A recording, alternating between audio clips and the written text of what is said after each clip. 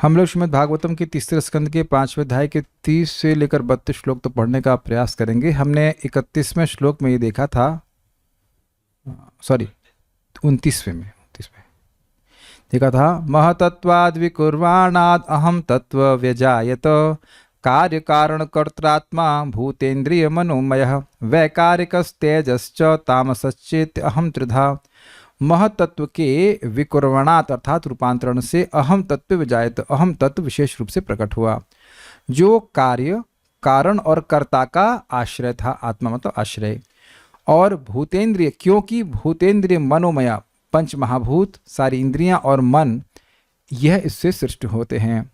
और ये 3 प्रकार में विभाजित हो जाता है। वैकारिक अर्थात वैकारिक मतलब सात्विक, तेजस मतलब राजसिक अहंकार और तामस मतलब तामसिक अहंकार। इस प्रकार से इस अहम को 3 भागों में विभाजन हो जाता है। अब उन 3 विभाजन को हम लोग एक एक करके सुनते हुए चलेंगे। मेरे पीछे बोलिएगा। श्लोक दिख रहा है। अहम तत्वाद् विकुर्वाणान् मनो वैकारिकादभूत्। अहम तत्वाद् विकुर्वाणान् मनो वैकारिकादभूत्। वैकारिकाश्च ये देवा अर्थाभिव्यञ्जनं यतः। वैकारिकाश्च ये देवा अर्थाभिव्यञ्जनं यतः। अहम तत्वाद् विकुर्वाणान् मनो वैकारिकादभूत्। अहम तत्वाद् विकुर्वाणान् मनो वैकारिकादभूत्। वैकारिकाश्च ये देवा अर्थाभिव्यञ्जनं यतः। वैकारिकाश्च ये देवा अर्थाभिव्यञ्जनं यतः। अहम तत्वाद् विकुर्वाणात् मनो वैकारिकादभूत्। अहम तत्वाद् विकुर्वाणान् मनो वैकारिकादभूत्। वैकारिकाश्च ये देवा अर्थाभिव्यञ्जनं यतः। वैकारिकाश्च ये देवा अर्थाभिव्यञ्जनं यतः। अहम तत्वाद् विकुर्वाणान् मनो वैकारिकादभूत्। अहम तत्वाद् विकुर्वाणान् मनो वैकारिकादभूत्। वैकारिकाश्च ये देवा अर्थाभिव्यञ्जनं यतः। वैकारिकाश्च ये देवा अर्थाभिव्यञ्जनं यतः। मिथ्या अहंकार सतगुण से अंतःक्रिया करके मन में रूपांतरित हो जाता है। अर्थात मिथ्या अहंकार में जब सतोगुण का स्पर्श होता है, उसका रिएक्शन होता है, तो उससे मन प्रकट होता है। सारे देवता भी जो घटना प्रधान जगत को नियंत्रित करते हैं, उसी सिद्धांत यानी तत्व अर्थात मिथ्या अहंकार तथा सतोगुण की अंतःक्रिया के परिणाम है। क्या मतलब है? देवता जितने जो इंद्रियों के नियामक देवता हैं, ये भूत पिशाच की बात नहीं कर रहे हैं, कुछ सब डेमिगॉड्स भी होते हैं, लेकिन ये वह देवता है जो सभी की इंद्रियों को नियमन करने वाले हैं। हमारी इंद्रियां देवताओं के द्वारा नियमित होती हैं, तो उन देवताओं की सृष्टि होती है सतोगुण से, भूत प्रेत पिशाचों की नहीं होती है सतोगुण से, सात्विक अहंकार से, अमित से। विकुर्वाणात् रूपांतर द्वारा, वैकारिकात् अहम तत्वात् सात्विक अहंकार की रूपांतर द्वारा मनः उद्भूत मन की उत्पत्ति हुई। ये देवा वैकारिकाश्च तथा सात्विक अहंकार से, वैकारिक अहंकार से के कार्यभूत देवता हुए। इन्हें इसीलिए वैकारिक कहा गया है। यही सात्विक हैं, मतलब सात्विक अहंकार के कार्यभूत हैं। कार्यभूत का मतलब होता है इफेक्ट। जैसे यहाँ ये जो लेक्चर है, ये मेरा इफेक्ट है, मैं कुछ इफेक्ट कर रहा हूँ, I am doing some action, कार्य। भोजन बनाना एक गृहिणी का कार्य है, तो मतलब वो इफेक्ट प्रोड्यूस कर रही है। तो कार्यभूत मतलब वह उसका इफेक्ट स्वरूप है। उसका स्वरूप क्या है? वह है सात्विक अहंकार के कार्य हैं। ये देवा वैकारिकश्च, जो देवता सात्विक अहंकार के कार्यभूत हैं, उनसे, यतः मतलब जिन इंद्रियों के अधिष्ठाता देवताओं से, ये सारे देवताओं को नहीं इंगित कर रहा है। वही देवता जो इंद्रियों को संयमित करते हैं, नियमित करते हैं, उन देवताओं के बारे में बोल रहे हैं कि वह वैकारिकास अर्थात सात्विक अहंकार से प्रकट हुए। जैसे हम लोग पढ़ चुके हैं, मैं थोड़ा गलत भी हो सकता हूँ, स्मृति से बोल रहा हूँ। अग्नि हमारी वाणी को कंट्रोल करती है। अब भूल रहा हूँ क्या क्या नाम थे। एक पायु थे, वो मल द्वार को कंट्रोल करते हैं। यम कंट्रोल करते हैं। ऐसे करके अलग अलग देवताओं का हमने नाम सुना था। इंद्रियों के नियामक देवता। हमारे हाथ को इंद्र कंट्रोल करते हैं, बुद्धि को ब्रह्मा जी कंट्रोल करते हैं, अहम तत्व को, अहंकार को, मिथ्या अहंकार को शिव जी कंट्रोल करते हैं। ऐसे अलग अलग देवता हैं। सरस्वती जी भी वाक को कंट्रोल करती हैं। ऐसे अलग अलग देवता है। अभी मेरे को एकदम से पूरा याद नहीं आ रहा है, लेकिन वो वहाँ पे हम पहले दूसरे स्कंद में पढ़ चुके हैं। और ये करते क्या है? ये करते हैं अर्थाभिव्यंजनम। व्यंजन का मतलब होता है प्रकाशन करना, और अर्थ का मतलब होता है इंद्रियार्थ। इंद्रियार्थेषु वर्तन्ते इति धारयन्, इंद्रियों के अर्थ यानी तन्मात्राओं को प्रकाशित करते हैं। कोई शब्द हुआ, बहरे ने सुना, तो यानी कि शब्द हुआ, यह हमें प्रकाशित किया जा रहा है। अगर इंद्रिय यानी कर्ण इंद्रियां के नियामक देवता कार्य ना करें तो कितना भी आवाज हो हमें सुनाई नहीं पड़ेगा, हमें यह प्रकाशित नहीं होगा कि यह शब्द हुआ, जो कि मेरे कर्ण इंद्रिय का अर्थ यानी विषय है। अगर हम सुन ही नहीं पाए तो हमारी कानों का कोई अर्थ है? कुछ समझ लेना अर्थ का। अर्थ का मतलब यहां पे हुआ विषय, इंद्रिय विषय। तो इंद्रिय विषय क्या है? शब्द किसका इंद्रिय विषय है? कान का। रूप आंखों का। अब कोई अंधा है तो उसके सामने चाहे आप कितना भी सुंदर रूप ले आइए, उसके लिए कोई अर्थ नहीं, क्योंकि वह इंद्रिय विषय उसके सामने प्रकाशित नहीं होता। कभी कभी आप देखेंगे कि आंखें सुंदर भी होती हैं फिर भी नहीं दिखती हैं। पहले हमारे ग्रुप में एक भक्त थे, उन्होंने बता रहे थे कि एक आंख देखती ही नहीं, दोनों आंखें सुंदर लग रही हैं, देखने में अच्छी लग रहे हैं, लेकिन एक आंख दिखती है, दूसरी आंख लेजी है। What does that mean lazy? मतलब नहीं देखना आंखें खुली हैं लेकिन एक आंख से नहीं दिख रहा है। तो अब समझ गए ना कि दूसरी आंख का में देवता ने हड़ताल कर रखी है। दो देवता नहीं है, देवता तो एक ही लेंगे, इसको हम चालू नहीं करेंगे। तो उस इंद्रिय का अर्थ उसको व्यंजित अर्थात प्रकाशित नहीं हो रहा है। ये सबको समझ में आ रहा है? अच्छा, रस। ये बताइए कि जब हम लोग बीमार हो जाते हैं, स्पेशली बुखार, तो कौन सी चीज़ खाने में अच्छी लगती है? कोई भी चीज़ अच्छी नहीं लगती। तो देवता वहाँ हड़ताल पे चले गए कि ना, अब नहीं मिलेगा वही चीज़। और अगल बगल वाले खूब खा रहे होते हैं। मुझे भी कोविड हुआ था तो बाद में ठीक तो हुआ था, पूर्णतः ठीक नहीं हुआ, तो जानते हैं उसमें स्वाद खराब हो जाता है और यू कैन स्मेल ऑल्सो। तो भोजन रखा गया तो भोजन में स्मेल का बहुत महत्व होता है, वो नहीं होगा तो टेस्ट नहीं आता। तो मैं देख रहा हूँ अगल बगल वाले सब किसी को देख ही नहीं रहे, अगल बगल वाले अगल बगल भी नहीं देख रहे, दनादन खाए जा रहे हैं और हमारा मन ही नहीं कर रहा खाने का। तब मैं रिसर्च करना शुरू कर दिया कैसे टेस्ट आएगा, कुछ आएगा, लेकिन कुछ नहीं, अपने आप ठीक हो गए। तो अब कोई रुकावट नहीं हो रही है। तो उस समय वहां पे क्या प्रकाशित नहीं हो रहा था मुझको? रस नहीं प्रकाशित हो रहा था। इंद्रिय थी लेकिन रस नहीं प्रकाशित हो रहा था। उसी तरह से गंध, स्पर्श आदि भी। समझा गया? ये इंद्रियों के विषय प्रकाशित होते हैं।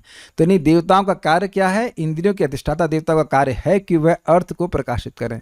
अर्थ मतलब इंद्रियों का जो अर्थ है वह प्रकाशित करें। तो अब आप समरी में क्या समझेंगे? श्लोक का अर्थ क्या है? सात्विक अहंकार से मन और इंद्रियों के नियामक देवता प्रकट होते हैं। बताइए कौन प्रकट होते हैं सात्विक अहंकार से? सात्विक अहंकार से मन और इंद्रियों के नियामक देवता। अच्छा, तो ये बात हो गई याद? ये बात याद हो गई? क्लियर? बस यही बात श्लोक पे बोल रहे, इजी है। नेक्स्ट हम लोग पढ़ते हैं आगे। एक श्लोक देख लीजिए। अहम तत्वाद विकुर्वाणात्, अहम तत्व के विकुर्वण अर्थात रूपांतरित होने से मनः वैकारिकाद अभूत, मन हुआ वैकारिक। वैकारिक मतलब सात्विक अहंकार से मन की सृष्टि हुई। तो और वैकारिकाश्च ये देवता, ये देवता जो देवता हैं वह भी इंद्रियों के नामक देवता हैं, वह भी वैकारिक अर्थात सात्विक अहंकार से ही आए हैं। यथा अर्थाभिव्यंजनम, जो अर्थों को, इंद्रिय के अर्थों को प्रकट करने वाले हैं। ठीक है, नेक्स्ट। श्रीधरी, सात्विक अहंकार में विकार होने पर उससे मन और शब्दादि विषयों को प्रकाशित करने वाले इंद्रियों के अधिष्ठातृ देवता उत्पन्न हुए। इस तरह देवता में सात्विक अहंकार के कार्य हैं। क्लियर है? इजी है? तात्पर्य, मिथ्या अहंकार प्रकृति के विभिन्न गुणों से अंतः क्रिया करके घटना प्रधान जगत में समस्त वस्तुओं का स्रोत है। यह थोड़ा समझ दी इस लाइन को। इस जगत में घटनाएं हो रही हैं, ये क्लियर है? हर समय कोई ना कोई घटना हो रही है। जैसे अभी हम लोग कुछ बोल रहे हैं तो ये घटित हो रहा है, पहले नहीं हो रहा था, अभी 7 बजे से घटित होना शुरू हुआ है। इस क्लास के बाद फिर कुछ और घटना होगी। दुर्घटना नहीं, दुर्घटना के अर्थ में नहीं, घटना मतलब होना, एवरीथिंग इज हैपनिंग। तो वह सब का स्रोत क्या है? मिथ्या अहंकार। क्लियर? अब वो अलग अलग रूप से चाहिए। देखिए किसी भी घटना के लिए इंद्रियां चाहिए, इंद्रियों के विषय चाहिए, उनके नियामक देवता चाहिए, वस्तुएं चाहिए, सब कुछ जो चाहिए वह सब मिथ्या अहंकार से प्रकट हो रहा है भौतिक जगत में। इसीलिए फिर सुन लें, शिवजी क्योंकि तमोगुण के अधिष्ठात्र देवता हैं और तमोगुण से अभी आप आगे सुनेंगे सारे जगत की वस्तुएं इकट्ठ आती हैं, इसलिए उनकी पूजा करने वालों को भौतिक वस्तुएं बड़ी आसानी से मिल जाती हैं। तो कहेंगे अच्छा तो फिर उनकी पूजा करते हैं, कर लीजिए, कोई दिक्कत नहीं है। लेकिन आत्मा को कोई भी भौतिक वस्तु संतुष्ट नहीं कर सकती। भौतिक वस्तुएं मिल जाती हैं, लेकिन यह नहीं कह रहे कि शांति मिल जाती है। नहीं तो शिव जी स्वयं राम राम क्यों करते हैं और लगातार भागवत कथा क्यों करते हैं? हमने सुना है उनके नाम है पंचानन, 5 मुख हैं। एक मुख से वो राम राम करते रहते हैं और एक मुख से कथा बोलते रहते हैं। इंटरेस्टिंग। इस्कॉन डिवोटी की तरह कोई प्रॉब्लम नहीं है, जब करूं कि क्लास में जाऊं एक मुख से जब करते रहो, एक मुख से क्लास सुनते रहो। It's not easy. 4 हाथ होते तो, हाथ तो खैर वो कितने भी प्रोड्यूस कर सकते, तो खाना भी बना सकते, सफाई भी कर सकते, सारा कुछ एक साथ कर सकते। ठीक है, ये चीज है। ये श्लोक हो गया फिनिश। इतना जल्दी हो गया? हाँ हो गया, समझ आ गया ना। सात्विक अहंकार से मन और देवताओं की सृष्टि होती है। अब तेजस मतलब राजसिक अहंकार से क्या होता है, मेरे पीछे बोलिए। तेजसानि इंद्रियाण्येव ज्ञान कर्म मयानि च। तेजसानिन्द्रियाण्येव ज्ञानकर्ममयानि च। इतना छोटा श्लोक ऐसा लग रहा है आधा बोला गया है। तेजसानिन्द्रियाण्येव ज्ञान कर्म मयानि च। तेजसानिन्द्रियाण्येव ज्ञानकर्ममयानि च। इंद्रियां निश्चय ही मिथ्या अहंकार जन्य रजोगुण की परिणाम हैं। अतएव दार्शनिक चिंतन पर ज्ञान तथा सकाम कर्म रजोगुण के प्रधान उत्पाद हैं। अन्वय देखिए, ज्ञान कर्म मयानि इंद्रियाणि च। ज्ञानेन्द्रियां तथा कर्मेंद्रियां भी तेजसानी एवं रूपांतरण पश्चात तेजस अहंकार से ही संपूर्णतः उत्पन्न हुई हैं, न कि सात्विक अहंकार से। यहाँ पे इवा नहीं है। इवा मतलब होता है लाइक, और एवा का मतलब होता है सर्टेनली, निश्चित। इसमें कोई संदेह नहीं करना चाहिए। अब यहाँ पे ग्लास नहीं है क्या? यस, चलिए पहले इसको समझ लेते हैं। ज्ञान कर्ममय यानी कि जिनका स्वरूप ही ज्ञानमय है और कर्ममय है। तो ज्ञान इंद्रियों का स्वरूप क्या है? ज्ञानमय, वह ज्ञान देती रहती है। आपका कान करता ही क्या है? सुनता रहता है, कुछ और भी करता है। जीभ जब भी कार्य करती है, रसना की दृष्टि से बोल रहा हूं, वाणी की दृष्टि से नहीं बोल रहा हूं। वाणी कर्मेंद्रिय है। जैसे अभी मैंने कहा प्रभु ग्लास ला सकते हैं, तो देखिए मैंने बोला और कुछ भक्त कार्य किया, तो वाणी में कर्म कराने की शक्ति है। क्या पर ये कैच कीजिए इस बात को। जीभ से जब हम बोल रहे होते हैं तो वह कर्मेंद्रिय कहलाती है, लेकिन जब हम उसे चख रहे होते हैं तो ज्ञानेंद्रिय कहलाती है। इसलिए ज्ञान अर्जित करना है तो आपको चखना ज़्यादा चाहिए both ways. But is it sinking? अब आप लोग कभी कभी यूट्यूब पे कह रहा था बोतल से पानी क्यों पीते हो, इसलिए मैं ग्लास मांग रहा था। भाई टॉलरेट कर लीजिएगा, ये मेरी बोतल है, इसी से पी रहा हूँ। अलग अलग कमेंट करते हैं, इसमें क्या दोष है पता नहीं। पूरी दुनिया बोतल से पानी पी रही है और कथा बोलने वाला अगर बोतल से पी ले तो उसमें क्या दिक्कत है? अच्छा, मैंने अभी कौन सी इंद्रिय का उपयोग किया? जीभ की दृष्टि से रसना का उपयोग किया। रसना मीन्स चखा। तो जीभ जब चखती है तो वो ज्ञानेंद्रिय की तरह कार्य करती है, और मैं अभी क्या कर रहा हूं? कर्मेंद्रिय, यानी कि जब बोल रहा हूं तो वह कर्मेंद्रिय की तरह कार्य करती है, इसे वाक इंद्रिय कहते हैं। ये क्लियर हो रहा ना? ठीक है। तो ज्ञान कर्ममय मतलब ज्ञान इंद्रियां ज्ञान को ही इकट्ठा करती रहती है और कर्म इंद्रियां कर्म ही करती रहती है। क्लियर हो गया?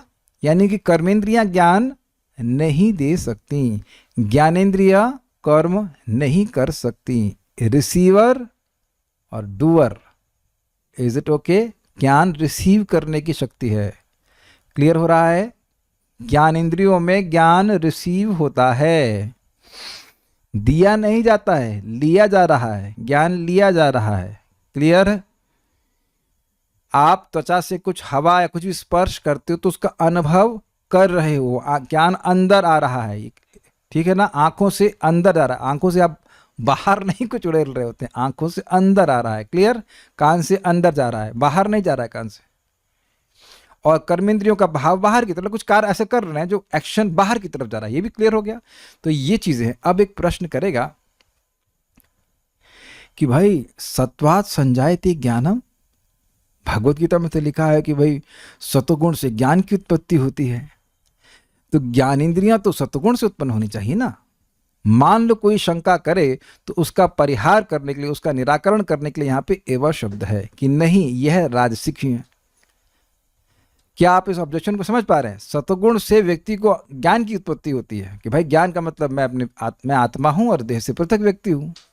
तो यहाँ ज्ञानेंद्रियों को जो ज्ञानमय हैं उनको राजसिक अहंकार से क्यों कहते हो आप? तो देखिए, समझने का प्रयास कीजिए।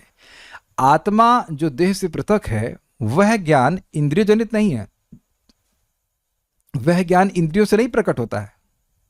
अगर प्रकट हो रहा होता तो गीता की क्लास में आने से पहले क्या आपने अपनी ज्ञानेंद्रियों का प्रयोग कभी नहीं किया? क्या भगवत गीता सुनने से पहले आपने कभी कुछ नहीं सुना, लेकिन उससे तो यह ज्ञान नहीं प्रकट हुआ कि आप आत्मा हो। तो समझने का प्रयास कीजिए, ज्ञानेंद्रियां ज्ञान तो इकट्ठा कर रही हैं, लेकिन कौन सा? भोग भोगने का। इसमें कोई कठिनाई है? या समझने में तो कठिनाई हो ही नहीं सकती, क्योंकि भक्ति में आने के पहले तो जिंदगी भर यही किए हैं। पिक्चर देखने जाना है, टीवी देखना है, न्यूज़पेपर देखना है, देखना है, सुनना है। सारे ज्ञानेंद्रियों के जो इंस्पिरेशन था वो केवल भोग कहाँ है उसी के लिए था। इसमें कोई विरोध? हम लोग को पता भी नहीं रहता इस समय कि हम लोग भोग भोग रहे हैं। एक व्यक्ति मुझे क्लास मैंने दिया तो बोला, ये प्रभु जी इंद्रिय तृप्ति कह रहे थे, ये क्या होता है? और एक भक्त इंग्लिश में, वो जर्नलिज्म पे कुछ मतलब डिप्लोमा किए हैं, जो भी कुछ किए, वो जर्नलिस्ट है, वो कहे कि हम इंग्लिश में कभी शब्द सुने ही नहीं, सेंस ग्रेटिफिकेशन। तो जरूरत क्या है सुनने की? बुरा है क्या? तो सभ्यता में या जो भी असभ्यता में, मॉडर्न सभ्यता में इंद्रिय तृप्ति, ये सब शब्द की कोई जरूरत नहीं थी। ऐसा कितने लोगों ने सुना था हिंदी में ये शब्द? कृष्ण भावना में आने से पहले कोई एक व्यक्ति हाथ खड़ा कर दे कि इस कार्य को किए नहीं थे इंद्रिय तृप्ति को, और कह दीजिए कि आपने सुना था इसके बारे में कि ऐसे कुछ होता है। This is so profound. तो इंद्रिय तृप्ति में ही ज्ञान इंद्रिया कर्म इंद्रिया लगी हुई है। समझ रहे ना बात? तो ये इसीलिए इसको राजसिक अहंकार। क्यों? क्योंकि रजोगुण से तृष्णा संग समुद्भवम, तृष्णा बढ़ती है, भोग की इच्छा बढ़ती है। और इसको अपने जीवन में आप देख लेना, हम सभी लोग देख लेंगे। इसको बताया गया है, इंद्रियों के व्यापार से ही काम जनित होता है। इंद्रियों के व्यापार मतलब इंद्रियों के एक्शन से ही लस्ट जागृत होती है, नहीं तो नहीं होती है। जो भी है हमारे हृदय में वो पहले की इंद्रियों के व्यापार के कारण हुआ, और उसी को पॉजिटिव में मिलेंगे तो इंद्रियों के व्यापार से प्रेम भी जागृत होता है। भगवान के बारे में बात कर रहे हैं। अब आप कहेंगे इस समय आप क्या कर रहे हैं? हम क्या कर रहे हैं इस समय? इस समय हम लोग इंद्रियों को भगवान की सेवा में लगा रहे हैं, तो वह इंद्रियां निर्गुण वस्तु का संपर्क कर रही हैं। हम भागवतम सुन रहे हैं, भगवान के बारे में बोल रहे हैं, भगवान का कीर्तन कर रहे हैं, तो ये इंद्रियां अभी अंतरंगा शक्ति का आश्रय लेकर कार्य कर रही हैं। ये कोई सामान्य कार्य नहीं है। आपको उसका अनुभव भी अलग होता है। सुबह से शाम तक आप कुछ सुन ही रहे थे, कुछ ना कुछ तो सुनते हैं, उसका और श्रीमद् भागवतम को सुनने का अलग प्रभाव होता है। जब करते हैं उसका अलग प्रभाव होता है। ये हमेशा ध्यान से सुनिएगा कि हम लोग जब इंद्रिय तृप्ति के लिए कार्य करते हैं तो माया के लिए, माया शक्ति के आश्रय में होते हैं। लेकिन जैसे ही स्विच चेंज कर देते हैं, अर्थात भगवान की भक्ति कर रहे होते हैं, तो लग रहा है कि इंद्रियों से कार्य कर रहा है, लेकिन वस्तुतः अंतरंगा शक्ति के द्वारा कार्य करता है। जैसे एसी भी बिजली से चलता है और ब्लोअर भी, लेकिन ब्लोअर हीट देता है और एसी ठंडक देता है। तो वो एनर्जी भगवान की अलग अलग प्रकार से कार्य करी है। क्या प्रमाण है? महात्मा नस्तु माम पार्था देवीं प्रकृतिमाश्रितः भजन्ति अनन्य मनसो ज्ञात्वा भूतादिम अव्ययम। भगवान स्वयं इस बात का प्रमाण दे रहे हैं कि जो महात्मा जन हैं वे जानते हैं कि भगवान ही सभी चीज के स्रोत हैं और बड़े प्रेम से भगवान की सेवा करते हैं, अनन्य भाव से भगवान का भजन करते हैं। और उसका आगे फिर भगवान ने बताया भजन का स्वरूप क्या है। सततं कीर्तयन्तु माम नमस्यन् न सततं कीर्तयन्तु माम सततं कीर्तयन्तु माम नमस्तंश दृढ़व्रतः नमस्यन्तश्च माम भक्त्या नित्य युक्ता उपासते, ऐसे करके श्लोक भी है। नहीं, इसके ये वाला श्लोक इसमें नहीं है, इसके आगे वाला श्लोक नहीं नहीं, इसके वाला महात्मानस्तु माम पार्थ दैवीं प्रकृतिमाश्रितः भजन्ते अनन्य मनसो ज्ञात्वा भूतादिमव्ययम्। हाँ, इसके बाद वाला ही श्लोक है। क्या भजन का स्वरूप है? तो कहते हैं कि सततम कीर्तयन्तु माम यतन्तश्च दृढ़व्रता नमस्यन्तश्च माम भक्त्या नित्य युक्ता उपासते। सततम कीर्तयन्तु माम, वह सतत मेरा ही कीर्तन करते हैं, मेरे गुणों को बोलते हैं। यतन्तश्च दृढ़व्रता, और दृढ़व्रत होकर के यत्न करते हैं, सुबह ही जब अपना पूरा करना है, इस प्रकार की भावना। एक एग्जाम्पल दे रहा हूँ, एकादशी करना है, ऐसे अलग अलग प्रकार के व्रत होते हैं। कुछ भक्त लोग सोचते हैं रोज वृंदावन की परिक्रमा करेंगे या इतना पुस्तक वितरण करेंगे, या जो भी व्रत लेते हैं। नमस्यन्तश्च माम भक्त्या, मेरे को मुझको नमस्कार करते हैं भक्ति भावना से, जय हो कृष्ण, इस तरह से बोलते हैं। नित्य युक्ता उपासते, मुझसे नित्य संबंध में युक्त होने के लिए मेरा भजन करते हैं। तो ये सारे कार्य आपको शरीर से, मन से और वाणी से होते हुए दिखेंगे कि नहीं दिखेंगे? लेकिन भगवान क्या कह रहे हैं? ये है दैवी प्रकृति के आश्रय में।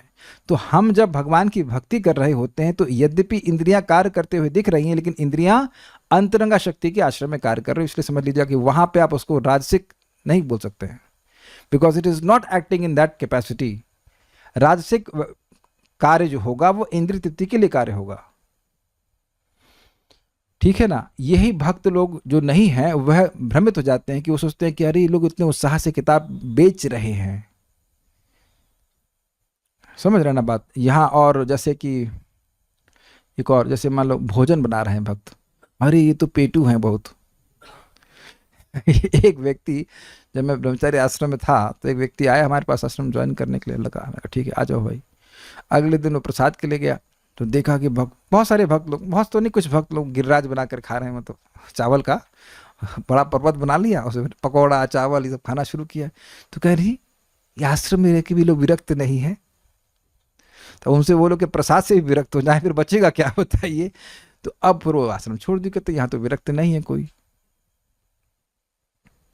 तो अब वो समझ नहीं पा रहे कि वो एक एक कौर से ही 100 पीढ़ियों का उद्धार हो रहा है, कितना पुण्य उसमें जा रहा है वो नहीं समझ पा रहे हैं। तो वो सोच रहे हैं यहाँ पे सब लोग पेटू हैं,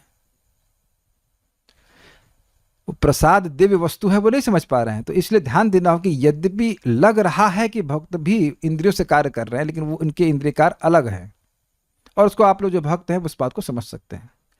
तो आप समझ पाएंगे कि ये ज्ञान कर्ममय इंद्रियां हैं, इस कारण से इनको तेजस राजसिक कहा गया है।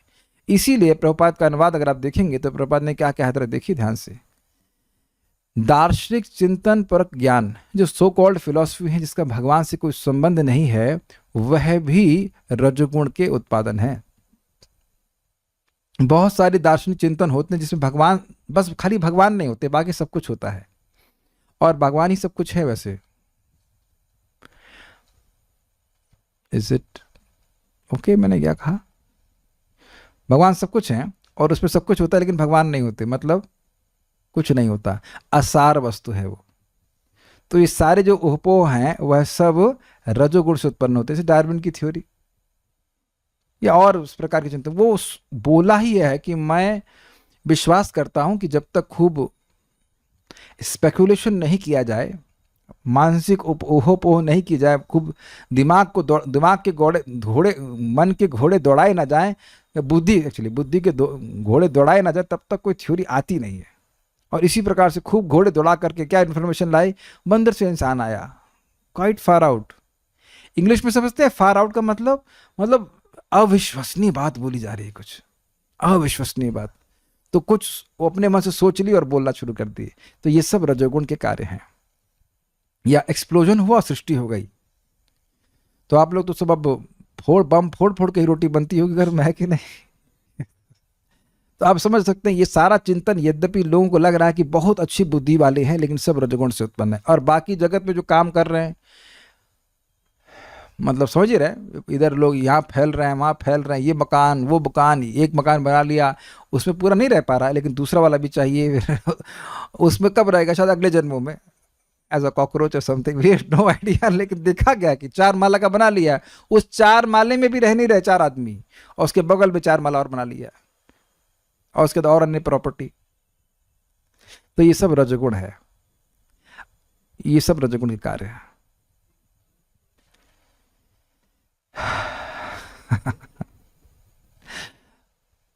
अच्छा जोक था, कल्याण प्रभु कह रहे हैं कि एक माले की बजाय एक माला पकड़ लेता हरे कृष्ण की माला तो ज्यादा अच्छा होता, लेकिन माले पे माला बना रहा है लेकिन माला नहीं कर रहा है। यस।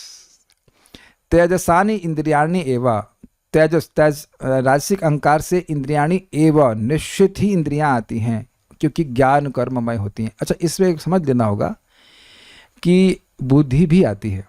बुद्धि और इंद्रियां दोनों की सृष्टि राजसिक अहंकार से होती है। ठीक है। सारार्थ दर्शनी श्रीधरी, ज्ञानेन्द्रियां और कर्मेंद्रियां राजस अहंकार जन्य ही हैं। मूल के यानी श्लोक के एवा शब्द के द्वारा यह बतलाया गया है कि उनके सात्विक होने की शंका नहीं करनी चाहिए। क्यों शंका नहीं करनी चाहिए? क्योंकि ऐसा लग सकता है कि ज्ञानेन्द्रियां तो ज्ञान प्रस्तुत कर रही हैं, नहीं, वो केवल इंद्रिय तृप्ति का ज्ञान दे रही हैं।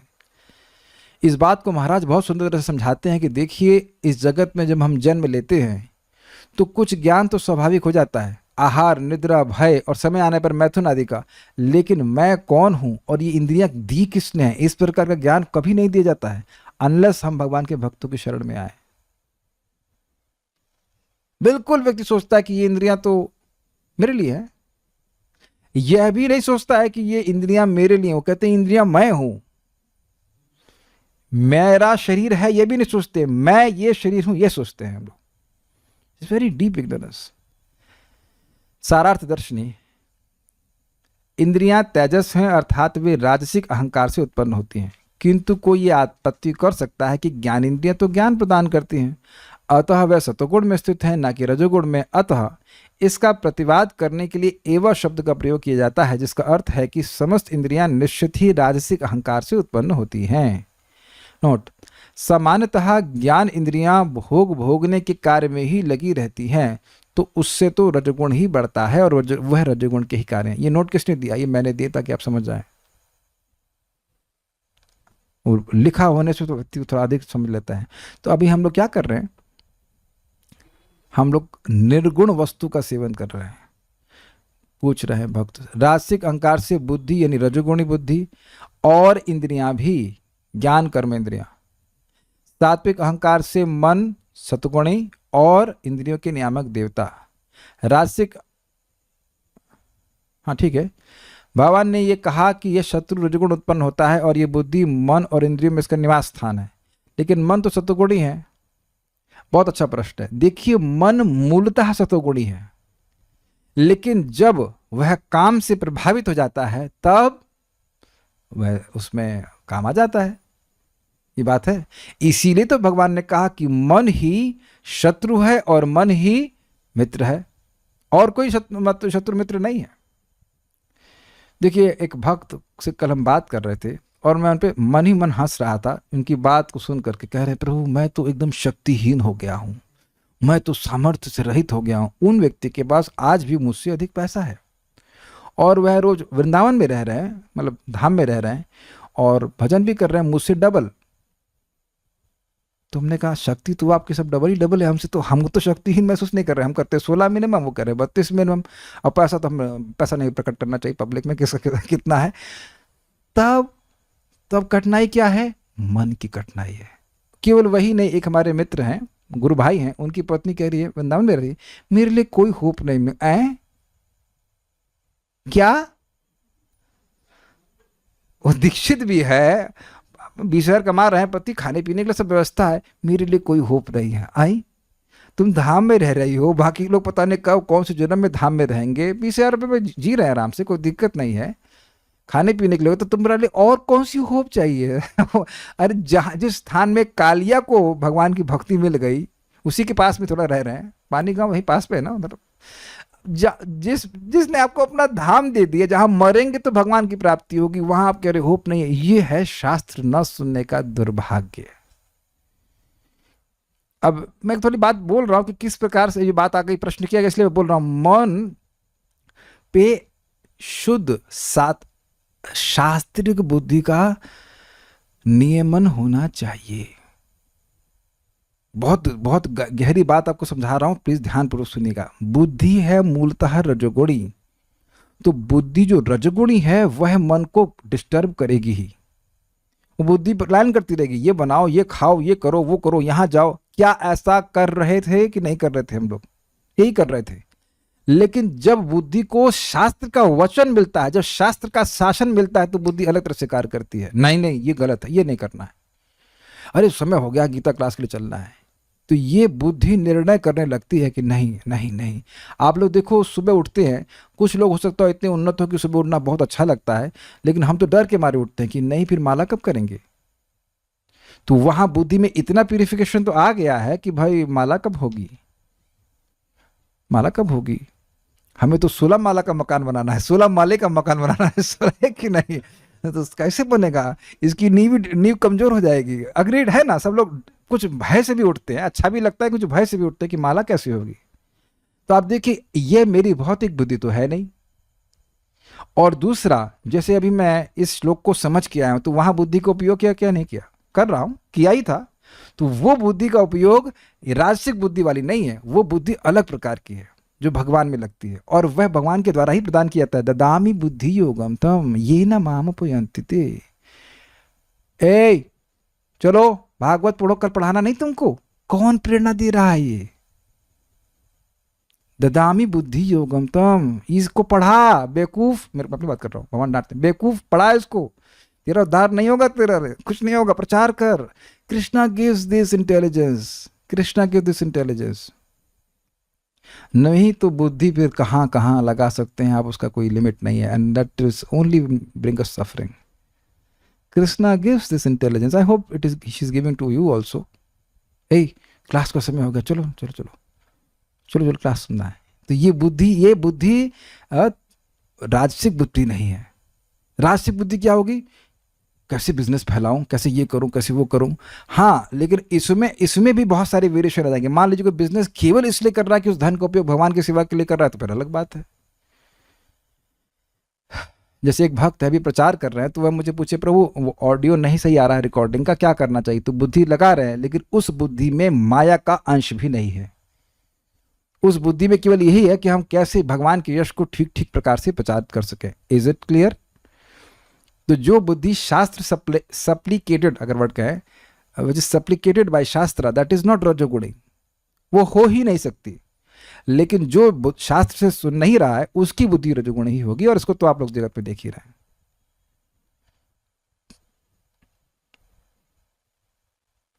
ठीक है, सो विल गो फॉरवर्ड।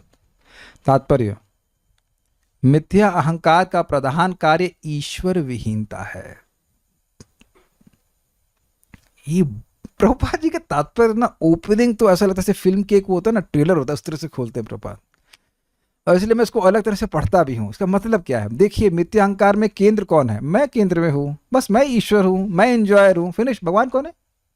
कोई नहीं है, मैं हूं। भगवान मतलब भोक्ता, भगवान मतलब ईश्वर, मतलब परम भोक्ता, परम ईश्वर, परम सुहृद। तो ये तो मैं ही हूं ना, मैं ही इंजॉयर हूं, मैं ही नियामक हूं, और मैं ही लोगों को परोपकार करने वाला हूं। भगवान कहाँ है? यही मिथ्या अहंकार का प्रभाव है। और असली अहंकार क्या है? भगवान है, मैं उनका एक तुच्छ सेवक हूं। सिंपल सी बात। अगर हम माया से भी गिरे ना, तो याद रखना चाहिए कि कृष्ण की है। कैच किया? माया गिरे हुए है, माया जब परेशान करे और माया से व्यक्ति पराभूत हो जाए, गिर जाए, तब भी याद रखना कि ये तेरी नहीं है, मतलब मेरी नहीं है, ये कृष्ण की है। तो वहां भी स्मरण होगा, कृष्ण की माया से गिरे, कोई बात नहीं, कृष्ण की शरण में जा रहे हैं। It's not me, it's not my maya, it is Krishna's maya. तो कृष्ण, आप इस माया को दूर कर सकते हैं।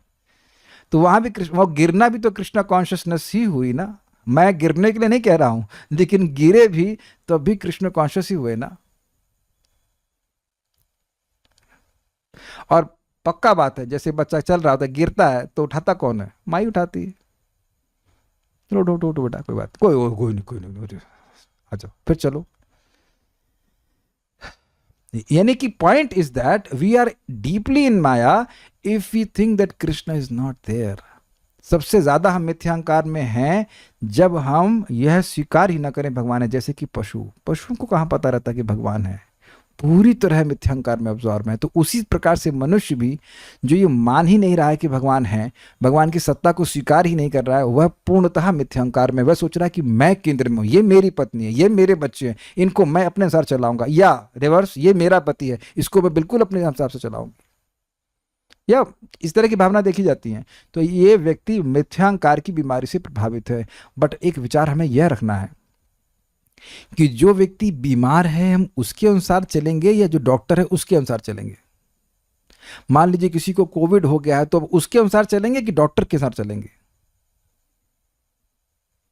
और स्पेशली कभी कभी हम मरीज के अनुसार भी चल लेते हैं जो ठीक होना चाहता हो। सुनाई पड़ा? जो व्यक्ति ठीक होना चाहता है तो वो अपना रिलेशन शेयर करता है, भाई मैं बीमार था, ये दवा मैंने खाई तो आप भी खाइए, ठीक हो जाएंगे। लेकिन जो दवा खाना नहीं चाहता है और मानना भी नहीं चाहता है कि वो बीमार है, तो उसकी बात कौन सुनेगा? आप मेरे दृष्टांत समझ ही पा रहे होंगे। तो पहले ये देखिए कि क्या ये व्यक्ति कृष्ण भावना भावित है, एटलीस्ट क्या वह संघर्ष भी कर रहा है ईमानदारी से कृष्ण भावना के लिए।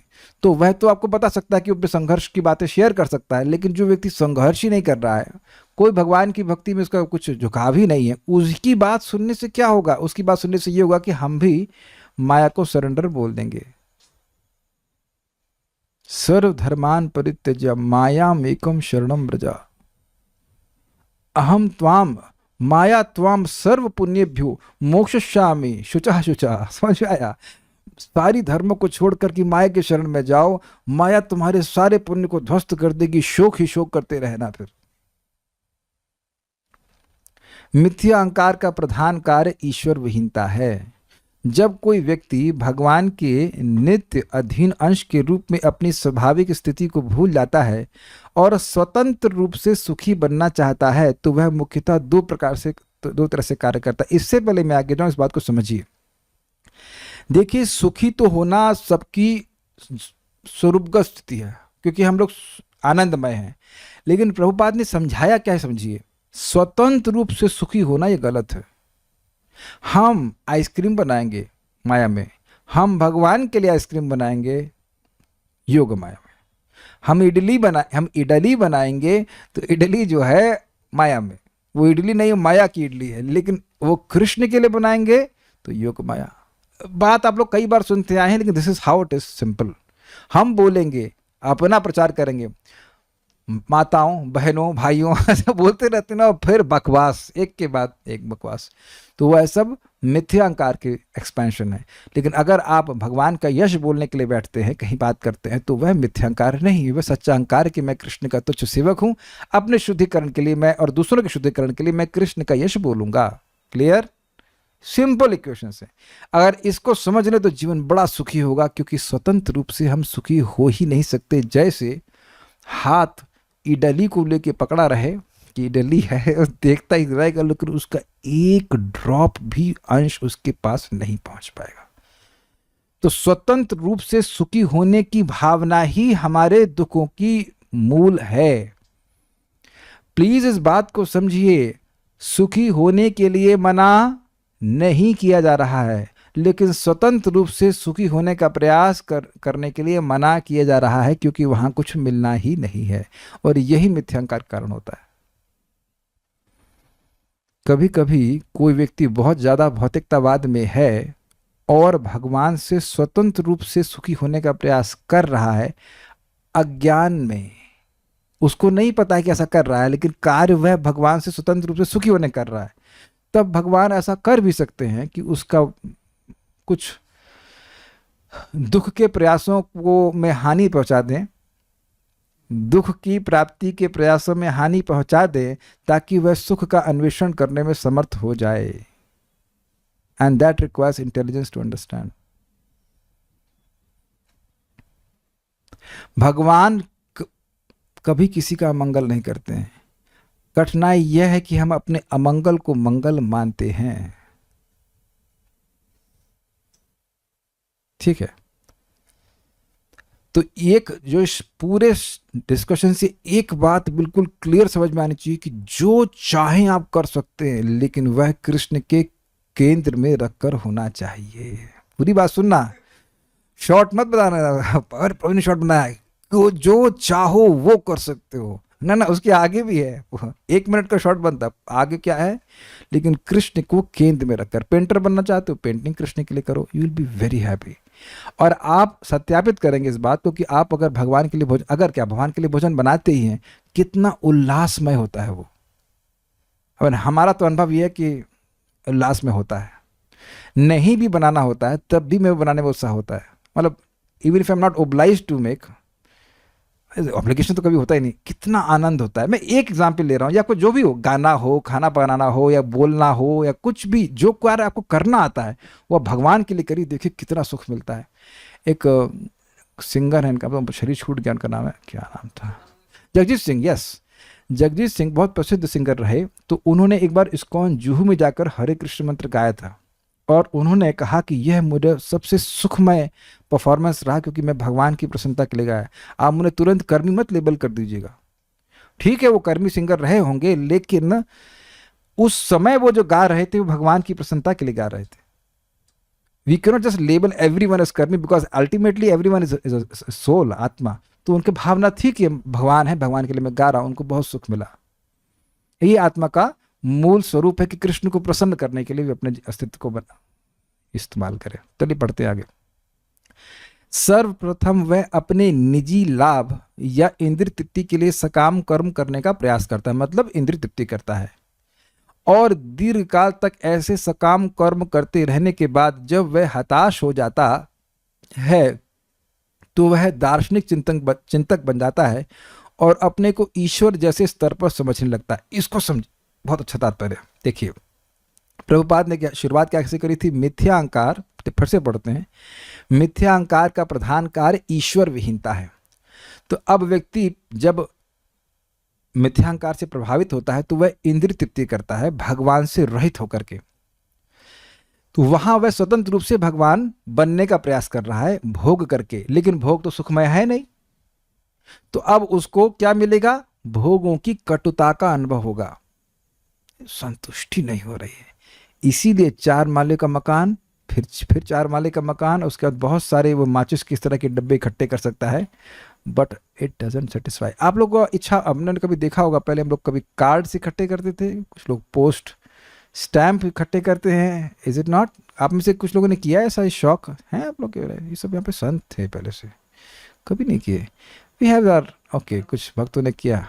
यहाँ तक कि विभिन्न प्रकार की माचिस भी इकट्ठे, माचिस के डब्बे इकट्ठे करते थे। तो क्या संतुष्टि मिलती? कंचे कंचे खेले होंगे आप, शायद आपने कोई कंचे खेलते थे। I mean none of these things give any happiness. What next, what next, क्योंकि उसमें सुख नहीं है। यहां आप देख रहे हैं, यहां मतलब जगत में देखा जा रहा है, बिल्डिंग बना देते हैं फिर बिल्डिंग तोड़ देते हैं। बड़ी इंटरेस्टिंग से, मतलब अमेरिका में ऐसा करते हैं स्पेशली, कि बड़ी बड़ी बिल्डिंग है उसको इस तरह से तोड़ते हैं कि अगल बगल वाली बिल्डिंग नहीं डिस्टर्ब होगी, बीच वाली बिल्डिंग डिस्टर्ब हो जाएगी, फिर क्या करेंगे, फिर से उसे बनाएंगे। बिल्डिंग खराब भी नहीं है, जब वो बनाए थे बहुत लंबे समय तक के लिए, लेकिन बोर हो गए, चलो फिर तोड़ो फिर से बनाओ। तो आप देख रहे हैं कि वो हताश हो रहे हैं। क्या मतलब है? आशा मीन्स होप। क्या होप थी? यह इंद्रिय तृप्ति करके मैं सुखी हो जाऊंगा, और हत आश मतलब आशा मर गई। समझ में आया? ना, नहीं। तब ऐसे कई जन्म जन्मांतर व्यक्ति करता रहता है, उसकी जिस सुख की वह होप कर रहा था वो सुख उसको मिला ही नहीं, क्योंकि वहां तो सुख था ही नहीं। तो अब ये वाला ईश्वर बनने का प्रयास क्या हो गया, प्रोजेक्ट क्या हुआ, फेल हो गया। तो अब दूसरा क्या कहता है, अंगूर खट्टे हैं, अरे जगत में सुख नहीं है। अब भैया जगत में खुद सुख नहीं, तुम समझो कि तुम ही भगवान हो। तो वही भगवान बनने का प्रयास तुम करते ही आए थे, बस सब दूसरी तरह से करता है। पहले जगत को भोगने का प्रयास करता है और फिर जगत को छोड़ने का प्रयास करता है। और ये दोनों ही ईश्वर बनने का ही प्रयास है, क्योंकि तुम छोड़ किसको रहे हो? आप लोग इस रूम को त्यागेंगे ना, बाहर जाके बोलेंगे हमने पूरे हॉस्पिस को त्याग दिया है। क्या ऐसा बोलने के बारे में सोच सकते हैं अमन प्रभु? दिख तो रही है आप त्याग के चले जा रहे हैं। माता जी का नाम आयुषी माता जी, तो हॉस्पिस त्याग के जाएंगी ना भैया आप? तो बोले कहा क्या कर रही हो, हमने हॉस्पिस को त्याग दिया है। कभी आप ऐसा बोल सकते हो? क्यों नहीं बोल सकते अमन प्रभु? क्योंकि हमारा कभी था ही नहीं। तो जब हम, और या अगर यहाँ बैठे तो कहीं नहीं, इस हॉस्पिस का मालिक मैं ही हूँ, तो यह भी गलत है।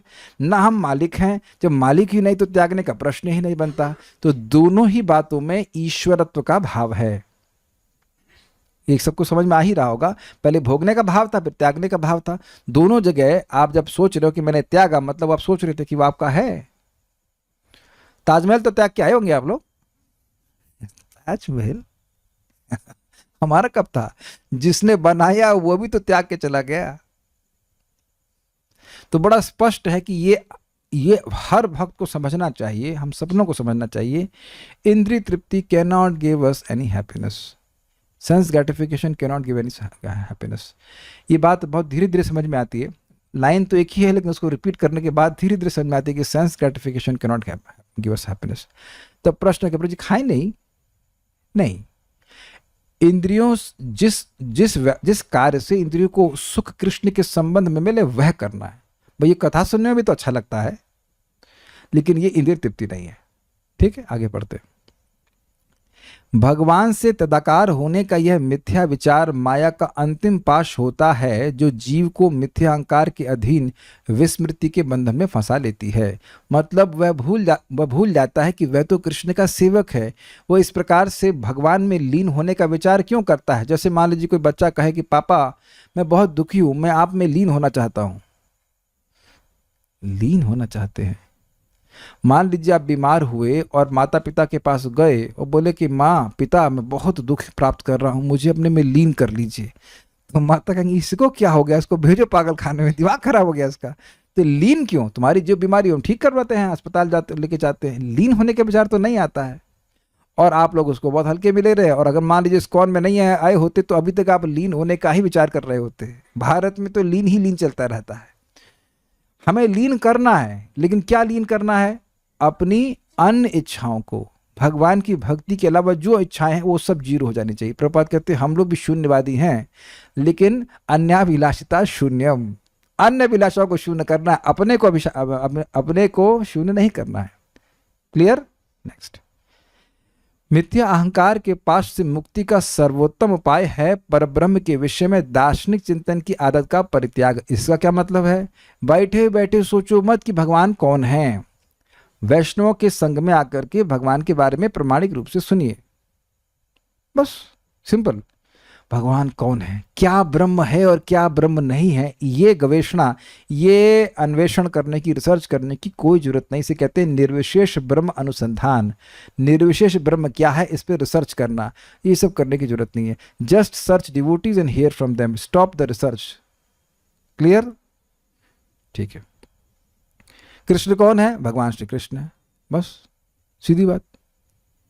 मनुष्य को निश्चित रूप से यह जान लेना चाहिए कि परब्रह्म का साक्षात्कार अपूर्ण अहंकारी व्यक्ति के दार्शनिक चिंतन द्वारा कभी नहीं हो सकता। क्यों नहीं हो सकता? क्योंकि उसकी इंद्रियां अपूर्ण है, सिंपल। जिसकी इंद्रियों की रेंज ही नहीं है भगवान को पकड़ने की, तो भगवान अपने आप से पकड़ में आएंगे ही नहीं, है कि नहीं? परब्रह्म या पूर्ण पुरुषोत्तम भगवान का साक्षात्कार ऐसे प्रामाणिक अधिकारी से उनके विषय में विनय तथा प्रेम पूर्वक श्रवण द्वारा किया जा सकता है, जो 12 महाजनों में से एक हो, जिसका उल्लेख श्रीमद् भागवत में हुआ है। तब आप प्रश्न होगा कि प्रभु जी कि आप 12 महाजन हैं? नहीं, हम दुर्जन हैं। मुझे पता है कि मैं दुर्जन हूं, लेकिन महाजनों के पथ पे चल रहे हैं। महाजन जो बोल रहे हैं वह कर रहे हैं। मैं, आप लोग तो बड़ा स्पष्ट है कि मैं कर क्या रहा हूं। प्रभुपाद महाजन है और उनकी बात को आप लोग को समझाने का प्रयास कर रहा हूं। मान लीजिए कोई दुर्जन है और कहीं हिमालय उत्तर में है, तो आप स्वीकार करेंगे कि नहीं है? स्वीकार करेंगे कि है? मैं दुर्जन भी हूं, मैं मान रहा हूं, लेकिन हम प्रभुपाद की बात को, परंपरा की बात को समझा रहे हैं, तो स्वीकार कर लीजिए, क्या कठिनाई है? उससे मैं भी पवित्र हो रहा हूं और आप भी पवित्र हो रहे हैं। हिमालय नॉर्थ में है ना। मान लो जेल में कहीं चले जाएं और जेल के सारे कैदियों से पूछो हिमालय कहाँ है, तो कह रहा हिमालय तो नॉर्थ में है। जब हम जेल के बाहर थे जानते थे, तो क्या वो गलत बोल रहा है? तो प्रभुपाद जी बहुत अच्छी तरह से अपने लेक्चर में कहते हैं कि ऐसा नहीं है कि मैं इम्परफेक्ट नहीं हूं, मैं इम्परफेक्ट ही हूं। लेकिन हमारा परफेक्शन ये है कि जो परफेक्ट है उसकी बात को हम परफेक्टली रिपीट करने का प्रयास कर रहे हैं, बस। बाकी हम नहीं जानते। जैसे ही आप कहोगे कि प्रभु जी इसके बारे में आपका क्या ख्याल है, तो मैं कुछ ख्याल नहीं प्रस्तुत कर सकता। That is our perfection. लकीर के फकीर, समझते हैं इसका मतलब? Just stick to the line of what the parampara is telling. ये हमेशा हम कह सकते हैं कि भाई इतनी बात हमको समझ में आ रही, क्योंकि ऐसा बोला गया, यथाधीतम यथामति, ऐसा मैंने, जैसा मैंने पढ़ा है और जैसा मैंने समझा है। क्योंकि जो मैंने पढ़ा है जरूरी नहीं कि मैं समझ ही पाया हूं, लेकिन जितना समझ पाया उतना बोल रहा हूं। लेकिन एक मूल बात क्या है? मूल बात यह है, तीन चीज़ों को पकड़िए। जीवात्मा, हम जीवात्मा हैं, कृष्ण हमारे सनातन स्वामी हैं, और हमारा संबंध भगवान श्री कृष्ण से सेवक का है नित्य रूप से। इस सिद्धांत को हिलाने वाली बातें नहीं होनी चाहिए। ये सिद्धांत तो सबको समझ में आ रहा है। तो आपका जो उद्देश्य है बोलने का, वो ये है कि हम भगवान के यश को बोल रहे हैं, अपने को बात नहीं रखना चाहते, अपने को केंद्र में नहीं रखना चाहते। ये बात, जैसे मैं पूछूं 1+1 क्या होता है, तो आप क्या बताओगे? 2। आप क्या बताएंगे? 2। आप क्या बताएंगे? 2। तो आप लोग कोई विशेष नहीं हुए ना? नहीं हुए। हम सभी की विशेषता यह है कि हम सत्य बोल रहे हैं, और कोई जरूरी नहीं ना 2.1 भी हो सकता है। अब वो पूरा जिंदगी ये प्रमाणित करने पे लगेगा कि 1+1 = 2.1, लेकिन उसको ये एक बात नहीं समझ में आएगी 1+1 = 2। आप कहेंगे ये सब क्यों बोल रहे हैं? क्योंकि इसी बात का प्रचार कलयुग में हो रहा है। भगवान कृष्ण को भगवान के रूप में स्वीकार करने के अलावा वह किसी को भी भगवान स्वीकार करने के लिए तैयार है कि नहीं? और ये सब मिथ्यांकार का प्रभाव है। ऐसे व्यक्ति भगवान को नहीं समझ पाएगा। ठीक है, ऐसे प्रयास के द्वारा ही मनुष्य भगवान की मोहमयी शक्ति को जीत सकता है। यद्यपि अन्यों के लिए यह दुर्लंघ है, जिसकी पुष्टि भगवत गीता 7.14 में हुई है। क्या है श्लोक? देवी एषा गुणमयी मम माया दुरत्यया मामेव ये प्रपद्यन्ते माया में ताम तरन्ति। भगवान कहते हैं वहां पे, देवी एषा गुणमयी, एषा यह देवी, यह माया, मम माया, ये मेरी माया है। मेरी क्यों? क्योंकि कभी कभी सोच सकता है कि मेरी मतलब मैं मेरी, ऐसी भी व्याख्या लोग करते हैं। देखो, बोल रहे मम मतलब आप क्या कहेंगे? मेरी, तो मैं कहूंगा मेरी, तो ये हम सब की माया है। लेकिन ये रॉन्ग है। This is called interpretation. This is wrong interpretation. भगवान स्पष्ट कह रहे हैं कि ये माया उनकी है, और इसी कारण से वह उनके अनुसार चलती है। इच्छानुरूपमपि अस्य च चेष्टते सा। उनकी चेष्टा, माया की चेष्टा भगवान की इच्छा के अनुरूप होती है। तो अब कोई व्यक्ति भगवान की शरण में आता है, तो भगवान की इच्छा क्या है? बताइए, माइक पे बताइए। भगवान आपसे क्या चाहते हैं? भगवत गीता के अनुसार आपसे क्या चाहते हैं? जो वो बोल रहे हैं वो हम करें। सर्व से क्या बोलते हैं? सर्वधर्मान् परित्यज्य, और धीरे बोले ताकि कोई ना सुन पाए। सर्वधर्मान् परित्यज्य मामेकं शरणं व्रज। हाँ, तो क्या अर्थ है इसका? सारे धर्मों को त्याग कर मेरी शरण में आओ। ये किसकी इच्छा है? भगवान की इच्छा। अगर आप भगवान की शरण में जा रही हैं, तो आप भगवान की इच्छा के अनुसार कार्य कर रही हैं कि नहीं कर रही हैं? जी। तो क्या माया भगवान की इच्छा के विपरीत चल पाएगी? समझ में आया? अब समझ में आ गया कि यदि हम भगवान की शरण में जाते हैं, तो ये तो भगवान की इच्छा है भाई, ये तो भगवान की इच्छा है। आपकी सहायता क्यों नहीं करेंगे? और थोड़ा बहुत माया परेशान करती है, वो सब हो सकता है, क्योंकि उसका भी कुछ उसमें प्रतिष्ठा का इश्यू है। अभी बताता हूँ उसका क्या बात है, लेकिन मैं समझाऊंगा। बड़ी इंटरेस्टिंग इन्फॉर्मेशन है वो। लेकिन हम सिंपल बात बता रहे हैं कि हम जगत में बहुत सारे कार्य करना चाहते हैं, और वो कार्य का उद्देश्य क्या है? भगवान के विद्रोह में चलना। तो माया कहती है, चलो तुम स्वामी के विद्रोह में चलते, चलो आओ जरा। वैसे तो देखिए, स्त्रियों से झगड़ा नहीं करना चाहिए, लेकिन वो स्त्री कह रही आओ झगड़ा करो, आओ मैं तुमको देती हूँ, ये ले त्रिशूल से, त्रिताप, आदि दैविक, आदि भौतिक, आध्यात्मिक, ये ले, तू लड़ेगा मुझसे, आजा अभी बताती हूँ तेरे को। लेकिन जैसे ही हम भगवान की शरण में जाते हैं, ये समझ लेना चाहिए कि माया से शक्ति लड़ने की हमारे पास कोई शक्ति नहीं है। हे कृष्ण हरे कृष्णा कृष्ण कृष्णा हरे हरे, हरे राम राम राम हरे हरे। तो जैसे ही आप भगवान का नाम उच्चारण कर रहे हैं, भगवान की शरण में जा रहे हैं, अर्थात भगवान के अनुसार कार्य कर रहे हैं, तो भगवान की इच्छा के अनुसार कार्य कर रहे हैं ना। जैसा भगवान चाहते हैं वैसे चल रहे हैं ना। तो लड़खड़ा सकते हो, लेकिन रुक नहीं सकते, क्योंकि माया दुर्लंघ है, कठिन है। लेकिन वहां प्रभुपाद कहते हैं कि जो मेरी शरण में आता है, वो बड़ी आसानी से माया को पार कर जाता है। ये क्लास में बैठने में क्या कठिनाई आ रही है? इस समय कौन सी माया के विचार मन में है? Just so easy. प्रसाद खाने में किसी को दिक्कत? आज तक तो कोई नहीं पूछा मुझको, प्रभु जी प्रसाद खाने में कोई, प्रभु जी कोई यूट्यूब पे ट्यूटोरियल है क्या प्रसाद खाने का? प्रसाद में तो कोई दिक्कत नहीं है। और अगर आप विचार करें तो बोलना सबसे आसान कार्य है ना, तो जप करना तो सर्वश्रेष्ठ यज्ञ कहा जाता है। अभी कुछ दिन पहले की बात थी, मैंने सुबह बोला कि भाई बीमार हो तो सबसे महत्वपूर्ण कार्य किए जाने चाहिए और वह कार्य में सबसे कम शक्ति लगनी चाहिए तो करने चाहिए, है ना? कोई विरोध? आदमी बीमार होता है तो उन्हीं उन्हीं कार्यों करता है जो सबसे महत्वपूर्ण हो और जिसमें थोड़ी एनर्जी से काम बन जाए। समझ गए आप क्या कहना चाहता हूं? तो बीमार होने पे भी व्यक्ति बोल ही लेता है थोड़ा बहुत। क्या बोलता है? मैं बीमार हूं। बोलता है ना, कैसे हो? बुखार है, तो इतना तो बोलता है ना। तो बुखार है की जगह हरे कृष्णा नहीं बोल सकता है?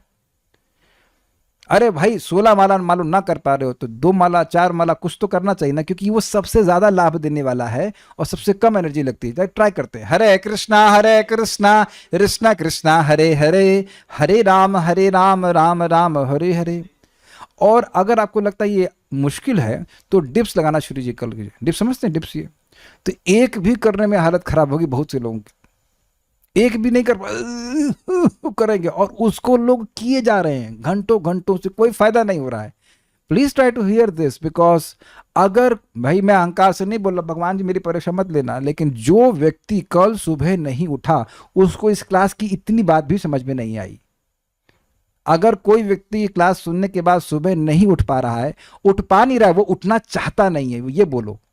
क्योंकि अगर सुबह बोल दिया जाए कि 1 करोड़ रुपए मिलेंगे तो रात भर नहीं सोएंगे।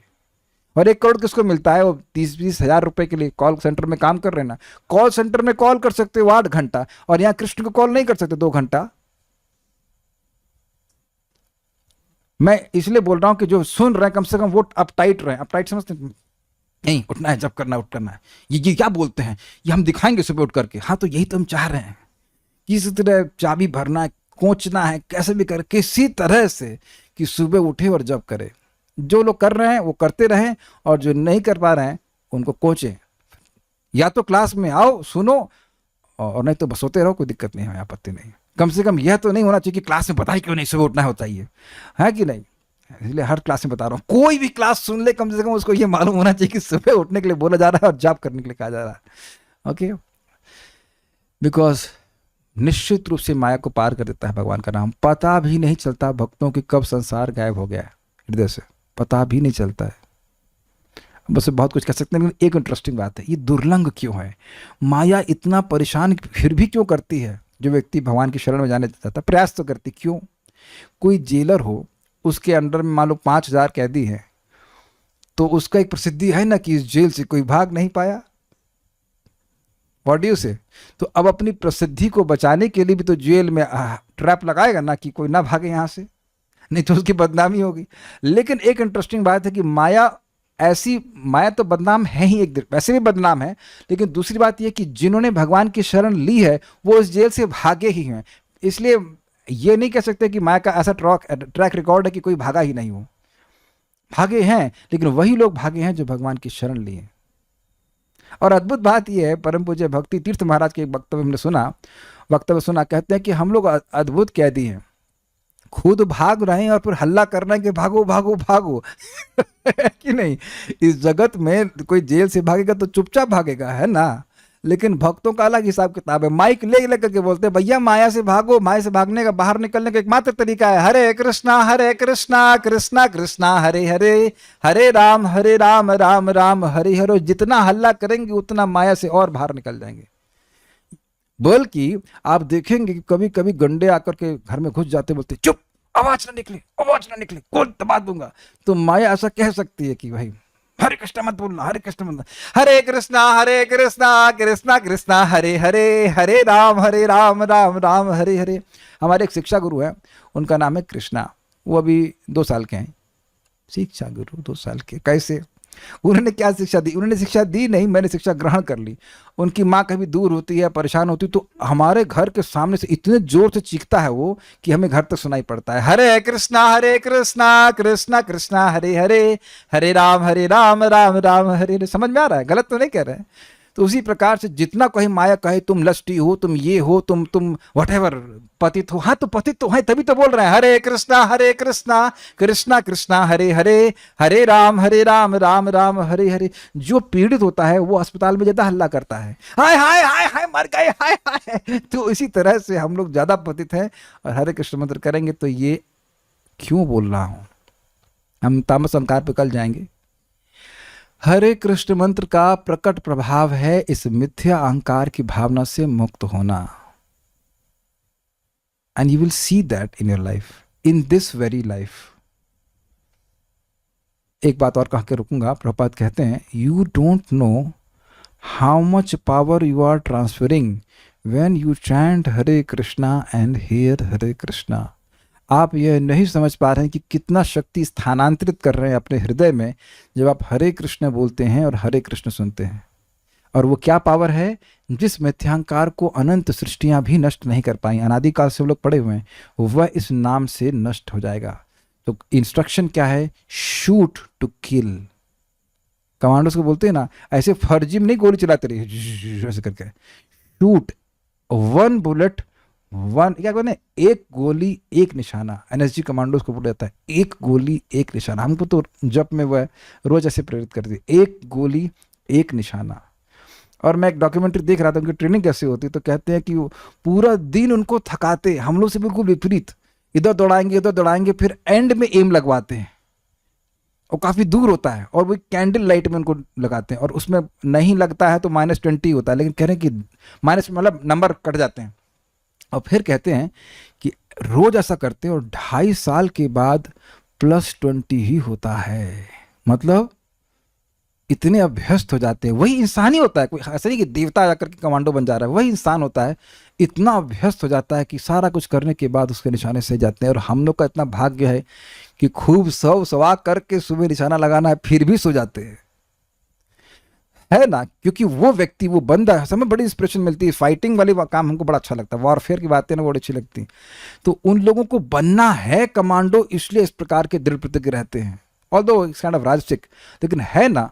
और यहाँ भक्तों को शुद्ध भक्त बनना ही नहीं है लगता ऐसा, इसलिए वो ढीला डाला हाय। तो भगवान भी देख रहे हैं कि भजन कैसा हो रहा है। हम तो हर दिन स्मरण कर रहे हैं, shoot to kill, shoot to kill.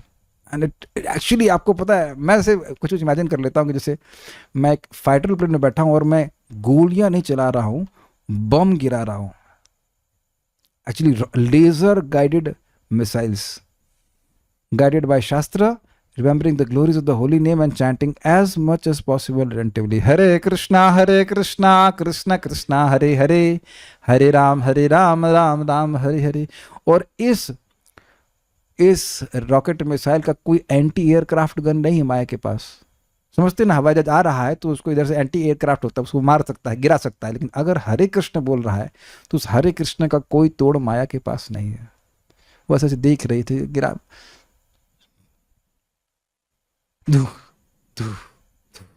She can not do anything. और इसमें मैं और एक बात बोल रहा हूँ, हमारे गुरु महाराज बात को बोलते हैं, भक्तों की संगति और भगवान का नाम का जप, इस चीज को माया कभी नहीं हरा सकती।